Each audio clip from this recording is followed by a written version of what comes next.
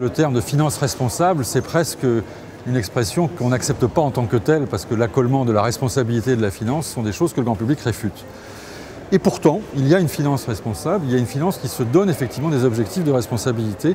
C'est quelque chose qui remonte à il y a environ 15 ans et qui maintenant commence à prendre effectivement de l'importance. En France, il y a environ 115 milliards d'euros de gestion dite responsable, mais surtout dans le monde, il y a environ 35 000 milliards de dollars d'argent, qui est soit de l'argent détenu par des investisseurs, soit de l'argent géré par des gestionnaires, qui appliquent des principes d'investissement responsable. C'est beaucoup d'argent, 35 000 milliards de dollars, c'est presque le tiers, c'est plus du tiers de la capitalisation boursière mondiale.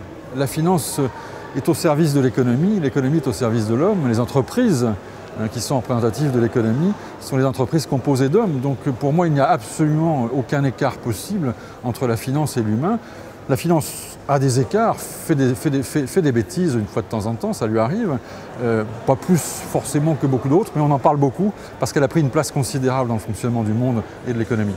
L'investissement responsable ne sert-il pas uniquement la bonne conscience des grands groupes qui veulent se racheter une image, par exemple? Il y a eu un de vos confrères et néanmoins compétiteur, une grande chaîne de télévision publique, qui a fait une émission récemment sur la finance responsable en ne parlant que du greenwashing, effectivement, ce qu'on appelle le greenwashing, c'est-à-dire un comportement qui consiste à faire croire que, pour se donner bonne conscience, on parle ou on repeint la voiture en vert ou la centrale nucléaire en vert.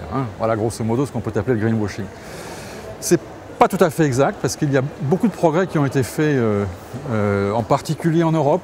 Nous avons de l'avance en Europe sur ces sujets et c'est également très vrai en France. Et qu'il y a aujourd'hui, par exemple, dans un index comme le CAC 40, que tout le monde connaît, la plupart des entreprises aujourd'hui qui composent le CAC 40 sont des entreprises dites investissables pour un investisseur responsable parce qu'elles ont fait depuis 10 ans des progrès considérables en matière de responsabilité sociale.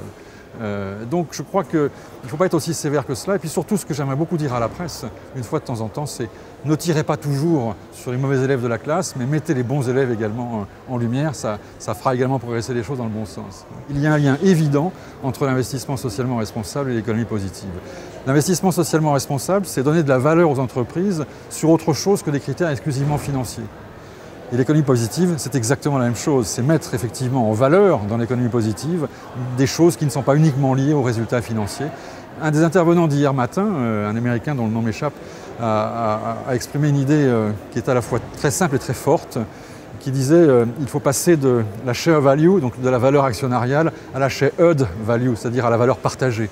Et effectivement, le rôle d'une entreprise, d'une économie, d'un système économique, c'est de faire partager la valeur et les progrès à l'ensemble des parties prenantes et des acteurs.